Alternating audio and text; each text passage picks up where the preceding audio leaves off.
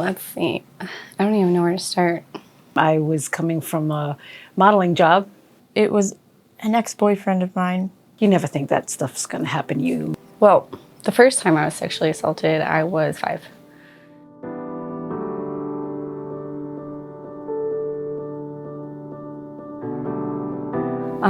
My mom was like, can you just take your bike around the block and put it in the back where it belongs? And as I'm turning onto the alleyway though, some gentleman stopped me and asked me if I wanted to help get a kitten that was stuck underneath his car. So I was like, okay, kind of just left my bike and followed this man across the street. The kitten's now inside the car. And I was like, oh, okay. So I go in his car, I'm like, where's the kitten? And he locks the doors. And then I vaguely remember him touching me and touching himself. And it's kind of a blurry memory because I was fairly young. My brother was looking for me and I was like, don't tell mom and dad. I don't want to get in trouble. And I heard a knock on my door and it was him. So I shuffled around in the dark to try to find my phone and I couldn't get it quick enough. And then all of a sudden, he was in my room. And I asked him, how did you get inside?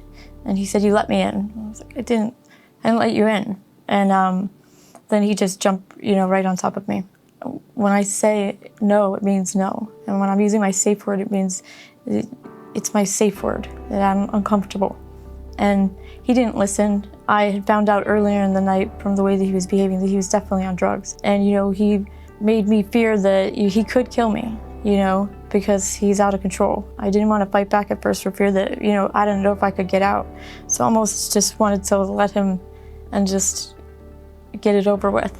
But I fought back and got out.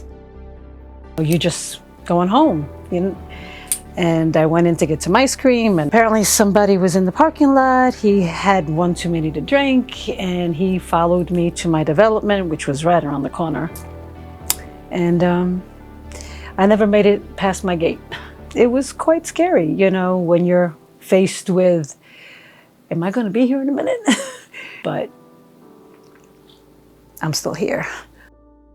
The second time I dealt with sexual assault was my abusive relationship.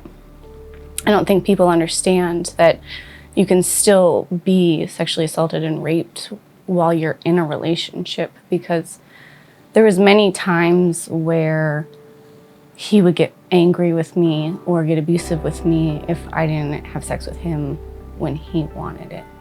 The third, and hopefully last time that I will ever be sexually assaulted was I had a friend from high school come over and he kept trying to touch me and I kept saying no and no and no. And then it got into that situation where next thing I knew, we were having sex and I didn't know how to stop it because I had said no so many times. So I just went with it to get it over with.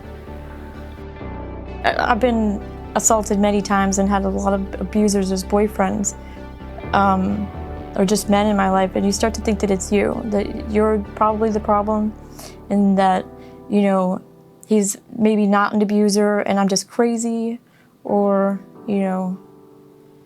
that somehow you're the problem. And I kept wondering if it was me, even though I knew, and I reminded myself that I'm not the problem and I deserve kindness and I deserve respect and I deserve to have boundaries. For some non-apparent reason, you feel guilty, as if you did something that you obviously didn't. Don't run from help. Look up, ask God for help, and get somebody to talk to. It's okay to just sit with somebody and cry. As an adult, I knew of other resources that could help me, and I wanted help. And I actually went to the Dawn Center a couple of times. It was really welcoming. I knew that I could come here and feel safe, and I knew that the Dawn Center was here for me. And they have services that can help you relocate, and they can help you with counseling, they can help with financial services. There's all kinds of things to offer. And I know that if I ever heard anybody else saying that there was an issue and they didn't know what to do, as far as domestic violence, sexual violence, or anything of that nature, or just not knowing where to go, I would send them here to the Dawn Center.